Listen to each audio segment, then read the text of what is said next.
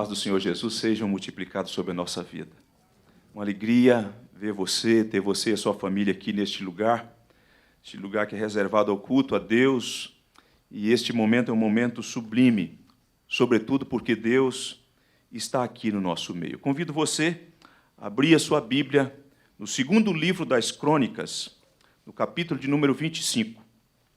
Segundo livro das Crônicas, capítulo de número 25, faremos a leitura do verso 5 até o verso de número 13. Segundo livro das Crônicas.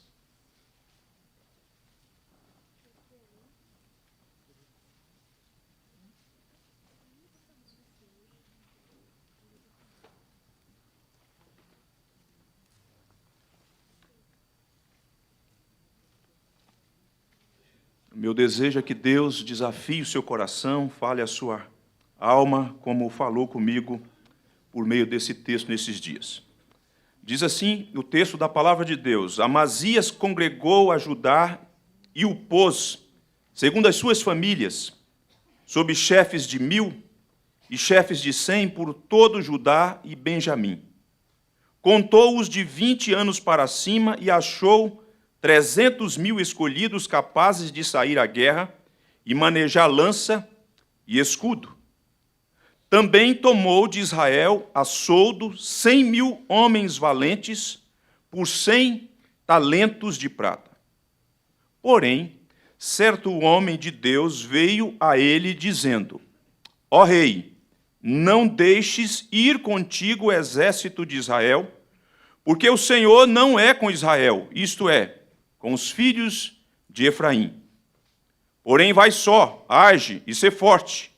Do contrário, Deus te faria cair diante do inimigo, porque Deus tem força para ajudar e para fazer cair. Disse Amazias ao homem de Deus: Que se fará, pois, dos 100 talentos de prata que dei às tropas de Israel? Respondeu-lhe o homem de Deus, preste atenção nisso: muito mais do que isto pode dar-te o Senhor. Então separou Amazia as tropas que lhe tinham vindo de Efraim, para que voltasse para casa. Pelo que muito se acendeu a ira deles contra Judá, e voltaram para casa ardendo em ira. Animou-se Amazias e, conduzindo o seu povo, foi-se ao vale do Sal, onde feriu 10.000 dos filhos de Seir. Também os filhos de Judá prenderam vivos 10.000 e os trouxeram ao cimo de um penhasco, de onde os precipitaram, de modo que todos foram esmigalhados. Porém, os homens das tropas que Amazias despedira, para que não fosse com ele a peleja, deram sobre as cidades de Judá, desde Samaria até Bet-Horon, feriram deles 3.000 e fizeram grande despojo. Quando é necessário perder para ganhar? É o tema da nossa mensagem nessa noite. Quando é necessário perder para ganhar? Eu começo a nossa mensagem nessa noite contando uma historinha pueril, que tem a ver com perdas e ganhos. Eu recebi um telefonema de uma irmã da Igreja Presbiteriana do Estado da Bahia, e ela queria saber se alguém na cidade onde nós morávamos, em Vitória, capital do Estado do Espírito Santo, se alguém poderia apanhar o seu menino na rodoviária. Um menino de 26 anos.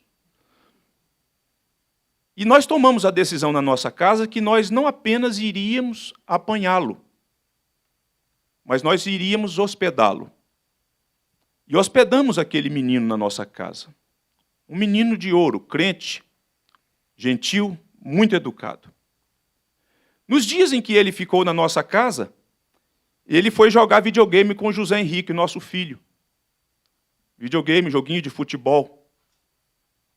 E eu percebi que aquele menino, durante algumas partidas, e eu, observador, como pai, observando como era o trato dele com meu filho, eu percebi que, em alguns momentos, ele perdia de modo proposital. Ele era muito melhor do que o meu filho. Mas ele, de quando em quando, ganhava uma partida, na seguinte ele deixava o José ganhar e ele ia intercalando. E José vibrava com as vitórias e eu olhava e falava assim, ingênuo esse menino, hein? Aquele menino teve que voltar ao seu estado e quando ele voltou, chegou na Bahia, ele me mandou uma mensagem para agradecer a estadia, a acolhida que nós fizemos a ele. E ele então falou assim, pastor, eu achei por bem, em alguns momentos, perder as partidas para o seu filho. Eu não tinha perguntado nada disso a ele, eu já tinha percebido isso. Mas ele quis frisar, ele falou, eu achei por bem perder algumas partidas para o seu filho. Isso seria bom. Eu falei, olha só que sacada desse menino. Claro que se aquele menino tripudiasse o meu filho, eu não ia ficar satisfeito. Qual pai que fica satisfeito em ver um marmanjo, um menino de 26 anos, tripudiando o seu com 9 anos? Mas ele percebeu que era importante perder para o José, para ganhar. Perder para ganhar, ganhar a simpatia dos pais. E eu fiquei feliz da vida com aquela atitude, com o modo como ele tratou o nosso filho dentro daquele contexto. Ninguém gosta de perder, irmãos. Você há de concordar comigo que ninguém gosta de perder.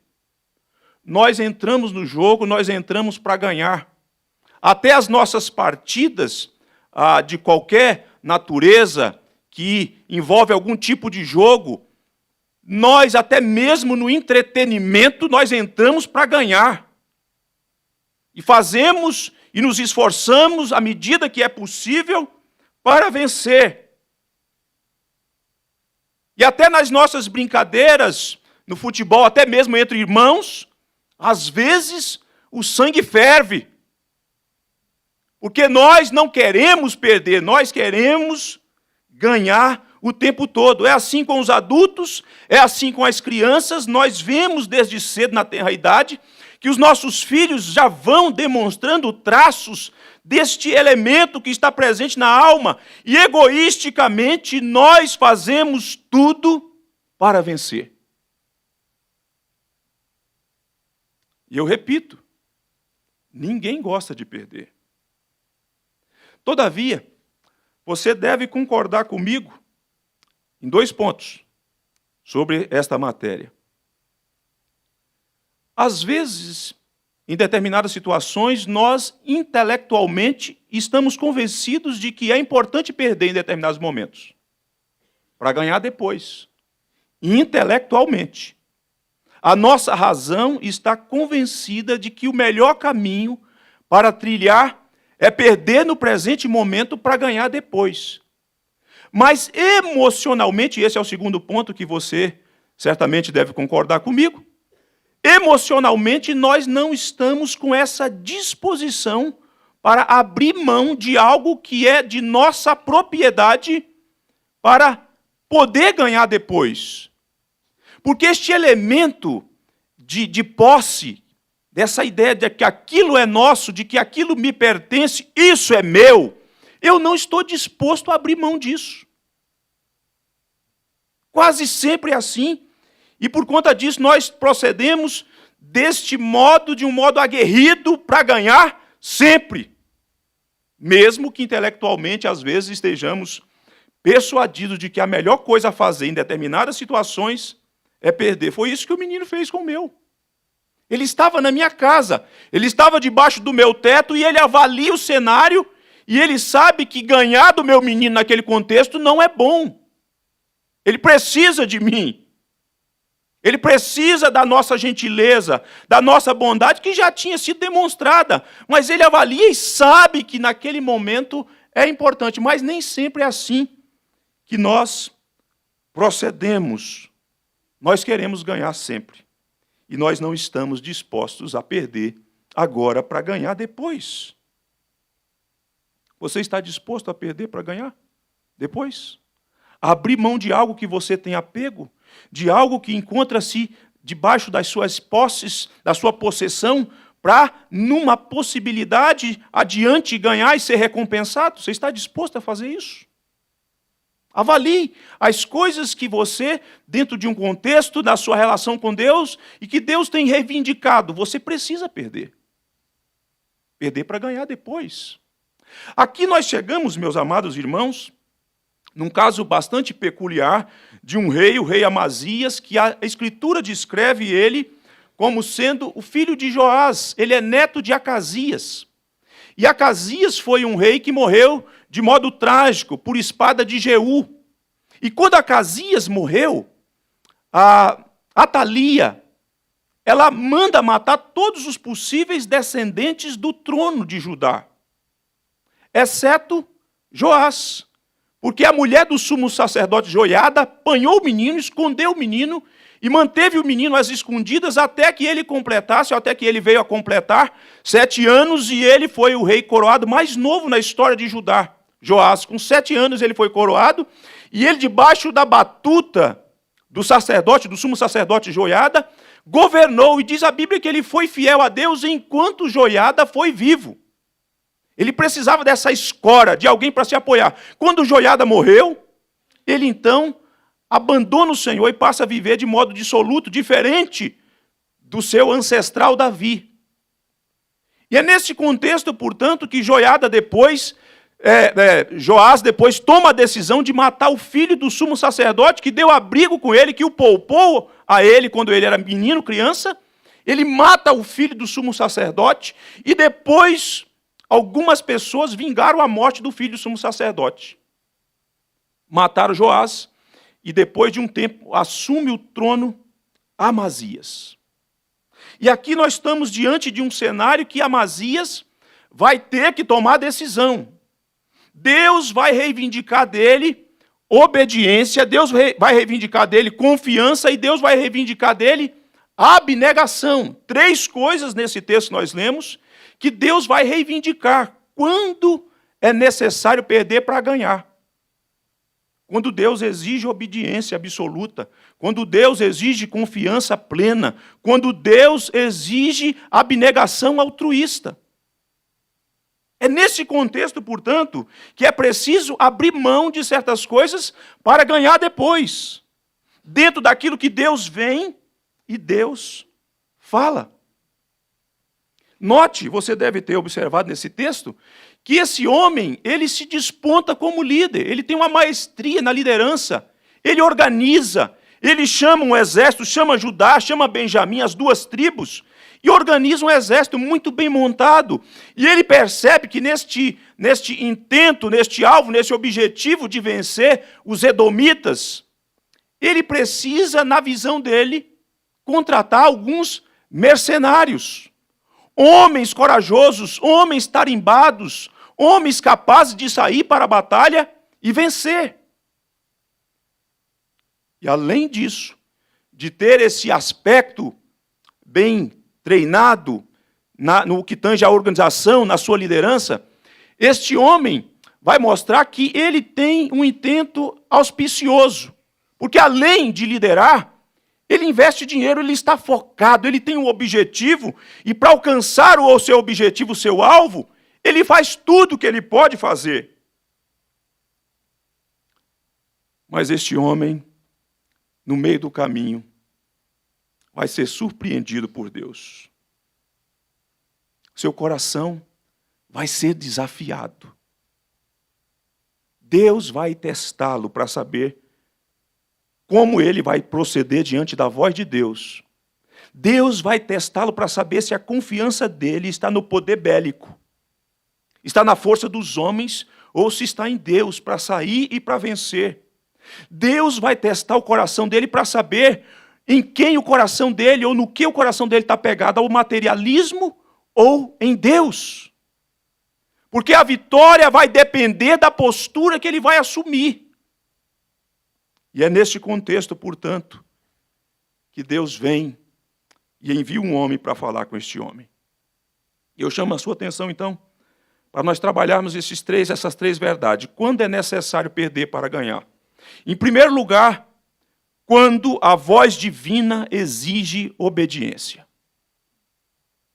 Quando é necessário perder para ganhar? Quando a voz divina exige obediência.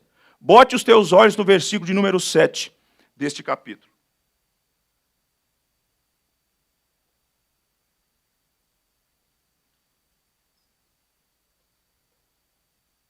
Diz aí o texto, quando ele já havia programado tudo, porém, certo homem de Deus veio a ele dizendo: ó rei, não deixes ir contigo o exército de Israel, porque o Senhor não é com Israel, isto é, com os filhos de Efraim.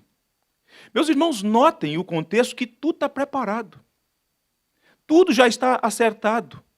Ele já havia montado uma liderança bem coesa, algo bem ajustado, bem sistematizado, as bagagens já estavam prontas, e agora este homem depara-se com este homem de Deus, um homem que a Bíblia não revela o nome, que permanece no anonimato, mas este homem de Deus fala com a prerrogativa divina, ele fala em nome de Deus, ele é profeta de Deus, e ele fala da parte de Deus ao rei Amazias. E na fala dele ao rei Amazias, algo vem para dissuadir este homem, algo vem para proibir este homem de avançar em seus intentos de acordo com o seu projeto. Ele não está autorizado a seguir em frente da forma como ele havia planejado. Deus diz: não leve os homens do exército de Israel, porque Deus não é com Israel. De modo bastante específico, com a tribo de Efraim. Deus exige deste homem, portanto, obediência. O profeta, meus irmãos e irmãs, este homem não faz rodeios, ele é direto, ele olha nos olhos, ele é objetivo, ele precisa falar algo que o rei precisa ouvir. E a mensagem que ele tem para o rei, ela vem tanto com o aspecto proibitivo, quanto com o aspecto de orientação. Você está proibido de levar. E vem para orientar o rei, que o rei precisa dar baixa no seu exército para sair à batalha. É preciso que os 100 homens, que os 100 mercenários da tribo do norte que foram contratados para pelejar com ele contra os edomitas, que tinham laços de parentesco com eles, que viviam no Monte Seir, num lugar estrategista, este rei teria que acatar esta voz de Deus para que ele fosse, portanto, vitorioso. Se quisesse vencer, era necessário obedecer. Era necessário obedecer. Portanto, aqui nós vemos, meus amados irmãos, que quando é necessário perder para ganhar, quando Deus exige obediência. Na jornada da vida, meus irmãos, na nossa caminhada, na nossa relação com Deus, com os nossos alvos, com os nossos objetivos, talvez não, e por certamente sim, não da mesma natureza de Amazias, algumas vezes Deus demanda de nós em momentos cruciais, em momentos em que nós estamos para avançar, Deus exige obediência que vai contradizer os nossos intentos, os nossos planos. Deus vai exigir que abramos mão daquilo que planejamos, se quisermos ser bem-sucedidos. E a pergunta é: você tem obedecido aquilo que Deus tem exigido de você? Planos você tem, alvos você tem, objetivos você tem. Mas quando Deus vem e fala com você, dizendo que não é para você avançar do jeito que você desejaria, você tem obedecido à voz de Deus? Quando é necessário perder para ganhar? Em segundo lugar, quando a voz divina exige confiança. Quando a voz divina exige confiança. Veja o versículo de número 8, que depois da ordem da exigência, diz o texto. O homem de Deus diz: porém vai só, age e ser forte. Do contrário, Deus te faria cair diante do inimigo, porque Deus, preste atenção nisso, Deus tem força para ajudar e para fazer cair. A obediência é necessária para determinadas vitórias. Porém, dentro deste enredo, dessa experiência vivida por este rei, Deus vai usar um outro instrumento para testá-lo e desafiá-lo para que ele avalie em quem ele confia. Confia nos homens bem armados, bem treinados, corajosos e valentes para ir à batalha? Em quem ele vê a possibilidade de vencer? No seu exército ou naquele que tem força para ajudar e para fazer cair?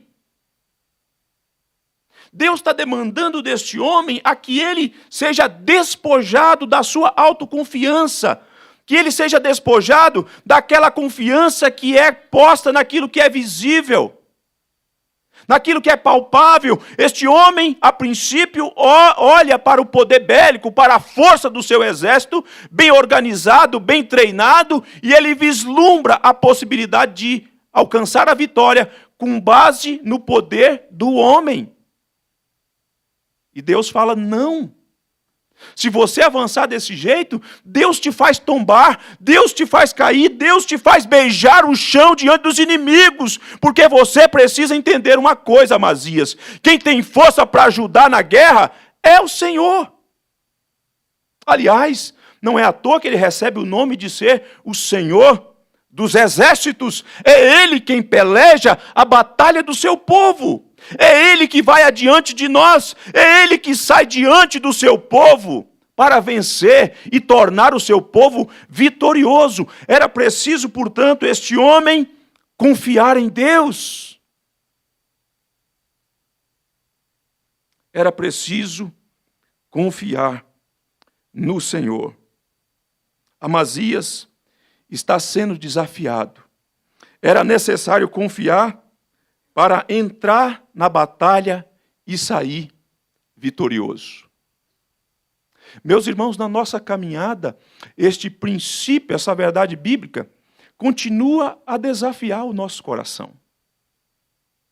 Algumas vezes nós somos tendentes a botar os nossos olhos naquilo que nós vemos, naquilo que nós vislumbramos enquanto possibilidade concreta de vencer e de sair vitorioso, enquanto Deus nos chama para olhar para Ele, para entender de uma vez por todas que a nossa fé, que a nossa confiança precisa estar centrada no Senhor.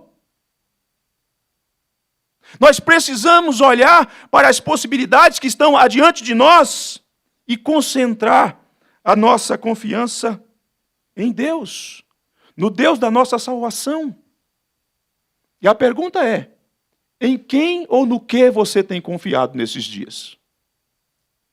Quando você olha para o cenário social, econômico, político, das coisas que nós experimentamos enquanto seres sociais, dentro de um contexto que estamos sendo, dentro de um processo histórico, em que coisas conspiram, em que situações são hostis, em quem você confia? Quando você é colocado à prova, fica evidente que a tua confiança está em Deus ou está nos meios. Este homem está sendo desafiado. Quando é necessário perder para ganhar? Em terceiro lugar, quando a voz divina exige abnegação. Em terceiro lugar, quando é necessário perder para ganhar? Quando a voz divina exige abnegação.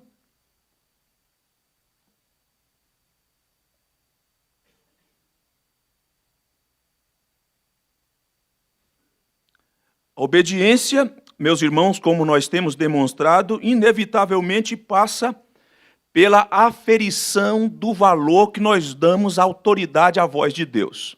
Olha, deixa eu te dizer uma coisa aqui. Você só será levado a tomar uma decisão que vá evidenciar a sua obediência em contextos que você será exigido, a demandada de uma decisão, de uma escolha, se a voz de Deus tem autoridade. Quando você escuta Deus falar, você fala, é Deus falando, e eu não posso seguir desse jeito. Esse caráter da autoridade divina, de Deus dos céus, falando aos homens aqui na terra. O outro elemento vem nesse contexto da confiança, para mostrar qual é o fundamento da nossa fé. Mas, por outro lado, Deus que vê o coração e vê como que o nosso coração, as nossas afeições se desenvolvem em termos de apego, Deus, em alguns momentos, exige abnegação, para mostrar para nós mesmos em que está centralizado o nosso amor. Porque aquela coisa que você tem apego, que você não abre mão, tem a ver com a demonstração do seu amor. O quanto você ama, o quanto você está apegado, o quanto você está submisso àquilo, aos seus desejos que estão atrelados àquilo que é objeto do seu amor. E quando isso acontece, isso se torna um risco. Isso se torna um perigo, porque isso vai determinar a que tipo de Deus você serve, se aos ídolos, se ao Deus dos céus. Este homem tem um pleito. Este homem deseja, João Lucas, a vitória. Isso está latente, isso está patente, sem sombra de dúvida, na forma como ele planeja, na forma como ele estrutura o seu exército, na forma como ele olha para o campo de batalha, mostra que ele tem desejo de vitória. Mas nesse campo, às vezes, Deus vem e diz: é preciso desapegar-se. Sabe por quê, meus irmãos? Porque romper o contrato, permite-me usar essa linguagem, romper o contrato aqui fere a cláusula do pagamento. Valdir gostou, né, Valdir, dessa aí? Hein? Fere a cláusula.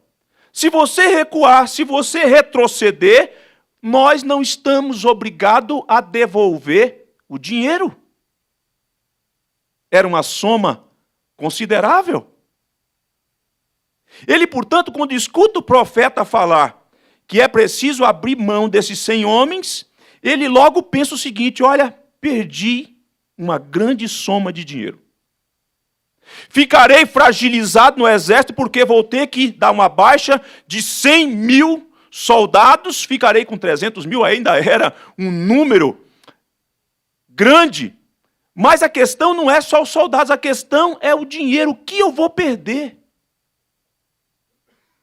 Essa ideia, então, portanto, da perda mexe com esse homem, com seu coração. E nós podemos ver isso no versículo 9, quando, então, ele se volta para o homem de Deus, e Amazias, então, diz ao homem de Deus: que se fará, pois, dos 100 talentos de prata que dei às tropas de Israel?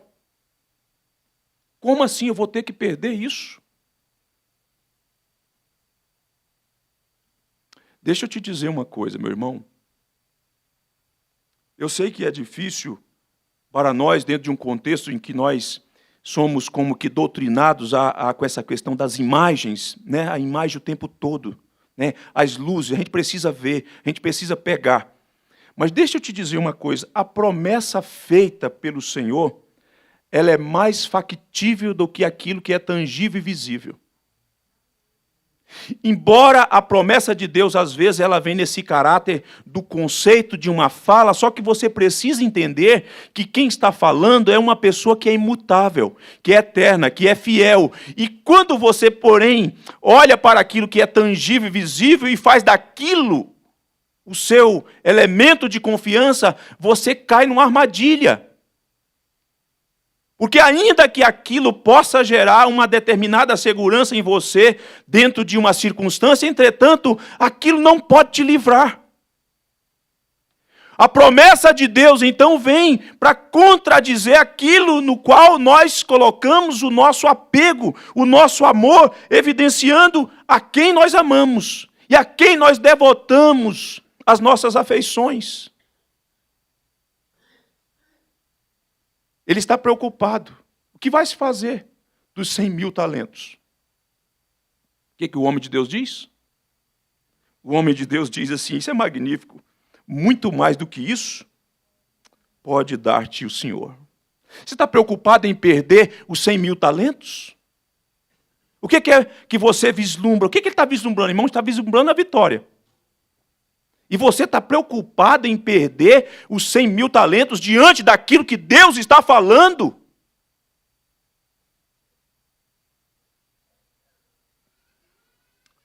O nosso problema, irmãos, é que nessa caminhada, às vezes nós somos impedidos, por conta da nossa miopia espiritual, de ver que a possibilidade concreta de vitória está nas mãos do Senhor. Está nas mãos do Senhor. E quando nós, dentro desse contexto em que os nossos olhos estão embaçados e o nosso coração rendido àquilo que é material, nós nos esquecemos dessa verdade bendita que tem a ver com a promessa de Deus, do Deus que nos assegura a vitória, a garantia de sermos bem-sucedidos. Amazias precisava olhar para isso. O desafio que Deus faz, e que Deus faz com que ele olhe para diante, que é maior do que aquilo que vai se perder agora, poderia ser parafraseado naquilo que o Senhor Jesus disse, porque onde está o teu coração, disse Jesus, aí também estará o teu tesouro. Não é uma questão só de perder os 100 mil talentos, é uma questão para saber de quem é o nosso coração, se de Deus ou do dinheiro. Na verdade, citando ainda as palavras do Senhor Jesus, quando ele diz lá em Mateus, ninguém pode servir a dois senhores, porque ou há de aborrecer-se de um e amar ao outro, ou se devotará a um e desprezará ao outro. Não podeis servir a Deus e às riquezas. Amazias não é uma questão de perdas. É uma questão do coração para saber o que é mais valioso. A perda dos 100 mil talentos ou a perda da presença de Deus?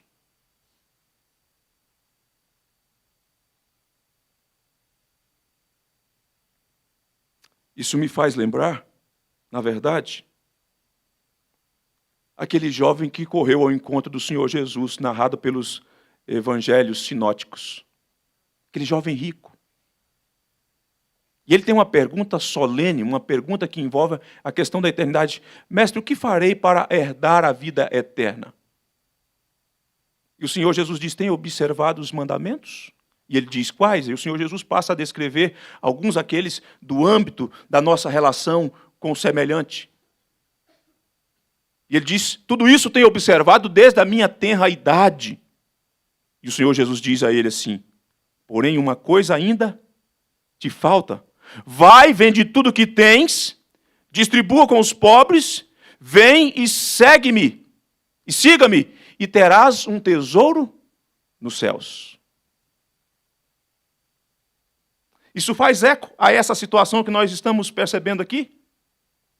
Porque o jovem que vem, o Senhor Jesus coloca diante dele um teste que vai exigir obediência, um teste que vai exigir confiança, um teste que vai exigir abnegação. Porque o Senhor Jesus percebe, o Senhor Jesus conhece e sabe que o maior amor, que a maior paixão daquele jovem era a sua riqueza. E quando o Senhor Jesus lança o desafio, já que você está perguntando sobre o céu, abre mão daquilo que te aprisiona. Dá para os pobres que têm necessidades circunstanciais.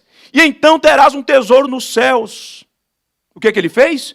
Diz a Bíblia que ele se entristeceu e recuou. Porque não estava disposto a perder para ganhar. Os discípulos ficam impactados com aquilo e falam, e nós? Nós deixamos a nossa casa? Nós deixamos a nossa família? E o Senhor Jesus, você já tem em dobro nesta vida e no porvir, a vida eterna. O problema é um problema do apego ao materialismo. Amazias queria ser bem-sucedido, mas Deus está demandando dele algo que ele vai ter que abrir mão, ele vai ter que desapegar, ele vai ter que demonstrar um amor abnegado por conta de Deus, por conta daquilo que é mais valioso, por conta daquilo que é maior que Deus tinha para ele e tem para nós. E a questão é, o que é mais importante, os 100 talentos de prata ou a vitória? Amazias teria que pesar. O que é mais valioso? Os 100 talentos de prata ou a vitória? O que você almeja mais? Segunda coisa, o que é mais valioso? Manter um exército em que Deus não está disposto, Deus não está com ele, ou ficar assegurado de que Deus será contigo. Abrir mão dos homens que Deus já diz claramente, eu não sou com esses homens. Ou contar com a presença de Deus. O que é mais seguro? Contar com o auxílio dos homens ou poder contar com a ajuda daquele que ergue e que abate os homens? Ele teria que pesar. Ele teria que avaliar. Obviamente que avaliando para o desenrolar da história que nós vemos aqui, é melhor perder a prata, mas ganhar a batalha. É melhor dar baixa no exército e ter a garantia da presença de Deus. É melhor perder o amparo dos homens, mas está certo que tem o amparo de Deus. Porque se Deus é por nós, quem será contra nós? Amazias, portanto, meus amados irmãos, estava sendo desafiado a exercer uma abnegação quanto ao materialismo, algo no qual ele tinha profundo apego. Era necessário obedecer, confiar e abnegar-se para ser vitorioso. Era necessário desapegar para sair da batalha vencedor.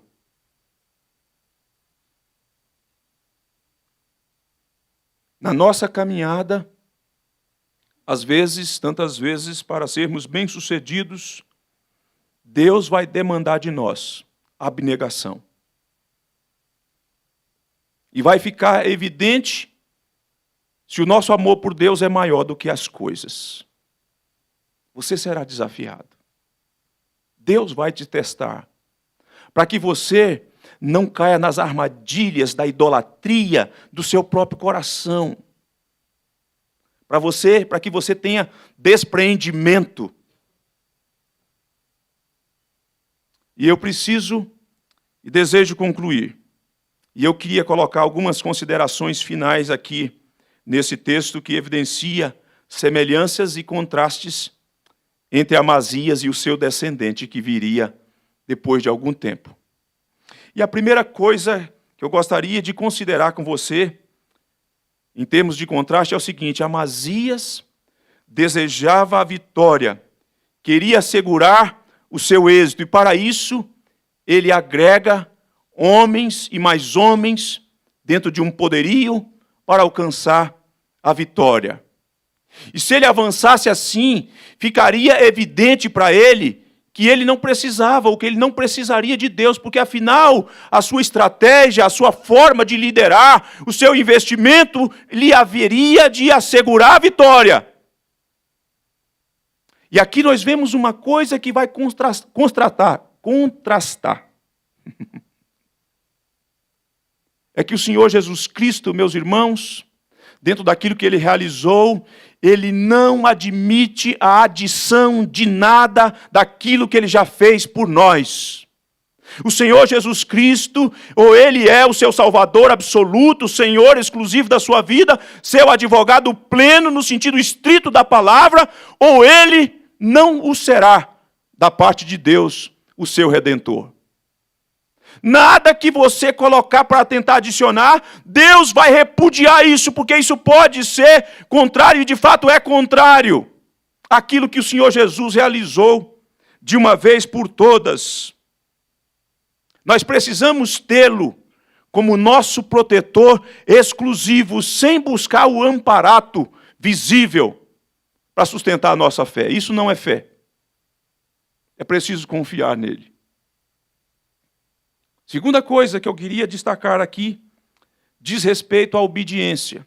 A obediência de Amazias vai lhe ter algo que vai ser custoso. Qual é?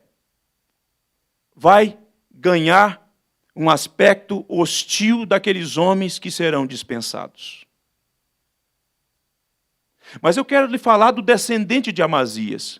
O descendente de Amazias, por conta da sua obediência passiva e ativa ao pai para ser o nosso fiador pleno, por conta da sua obediência absoluta, obediência que o levou para a cruz, fez com que muitas pessoas assumissem uma posição de hostilidade ao meu Salvador, ao nosso Salvador. Ele era o descendente de Amazias. E se Amazias sofreu, portanto, sanções, retaliações, foi inevitável que o nosso Salvador, de um modo mais pleno, sofresse, portanto, por parte daqueles que se opuseram ao nosso Salvador. Eu quero lhe dizer que quando você toma a decisão de obedecer a Deus, a situação não lhe será confortável. Por conta da obediência a Deus, isso pode desencadear numa situação que lhe trará algum desconforto para a sua alma e para a sua carne. Mas é melhor assim. Porque é melhor obedecer do que sacrificar.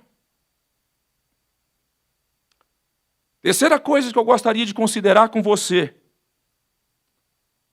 é que Amazias teve que perder bens materiais para ganhar. Porém, o descendente de Amazias perdeu não bens materiais. Ele perdeu a vida dele lá na cruz. Na cruz ele entregou a sua vida para assegurar a vitória, não dele exclusivamente, mas assegurar a vitória da sua igreja. Foi necessário que ele perdesse a sua vida lá na cruz. Foi necessário assim fazê-lo, porque assim procedendo, ele cravou o escrito de dívida que era contra nós, na forma de ordenança na cruz. E na cruz ele tripudiou o nosso inimigo, ele venceu a morte e o diabo. Mas para isso ele teve que entregar a sua própria vida. O descendente de Amazias foi muito além daquilo que Amazias fez. Ele o fez por amor a você. Ele o fez por amor a mim. E assegurou, de uma vez por todas, a nossa redenção. E por fim, meus irmãos, a tomada de decisão de Amazias, conforme a reivindicação do homem de Deus, iria assegurar a Amazias uma coisa: ele não ficaria sozinho. Ele teria a companhia de Judá, de Benjamim. Mas, sobretudo, ele teria o amparo de Deus. Deus iria com ele para a batalha. Deus estaria com Amazias. Mas depois de muito tempo, o descendente de Amazias teve que ir sozinho para a batalha. Quando ele foi apanhado na sexta-feira da paixão, os seus amigos, os seus discípulos dispersaram-se. Eles fugiram, eles se esconderam, eles deixaram o Salvador. E o que é pior, quando ele caminha para a cruz, já sem força, já batido, já sendo humilhado, ele definitivamente não pôde contar com o amparo do Pai. Pelo contrário, o Pai o desamparou na cruz. Amazias foi para o Monte Seir para vencer os edomitas, acompanhado dos seus irmãos, acompanhado de Deus. Mas Deus não amparou o descendente de Amazias depois. O desamparou para que você não fosse desamparado. O deixou sozinho na cruz, para que na eternidade você não fosse deixado sozinho. O privou da sua comunhão eterna, para que na eternidade você pudesse usufruir da companhia celestial, do Pai, do Filho, do Espírito Santo e de todos aqueles que entregaram a sua vida ao Senhor Jesus Cristo. Quando é necessário perder para ganhar? Quando a voz divina exige obediência. Quando é necessário perder para ganhar? Quando a voz divina exige confiança. Quando é necessário perder para ganhar? Quando a voz divina exige abnegação. E a pergunta que nós precisamos responder nessa noite: O que nós precisamos perder hoje para ganhar amanhã?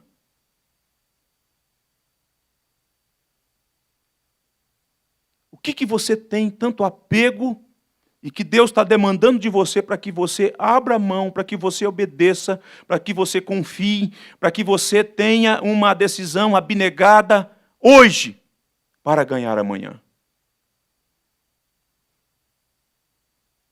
Talvez não esteja sendo fácil para você, porque de fato não é fácil. Abrir mão de algo que você tanto preza, abrir mão de algo que você tanto valoriza. Mas está na hora de você demonstrar a quem você realmente ama. A quem realmente ocupa a centralidade do seu coração. Quem sabe, hoje, nessa noite, nesse momento, Deus esteja demandando de você uma decisão que você já tem adiado há algum tempo. E que vai ficar evidente que você vai perder agora para ganhar depois. Eu quero, nessa noite, orar com você.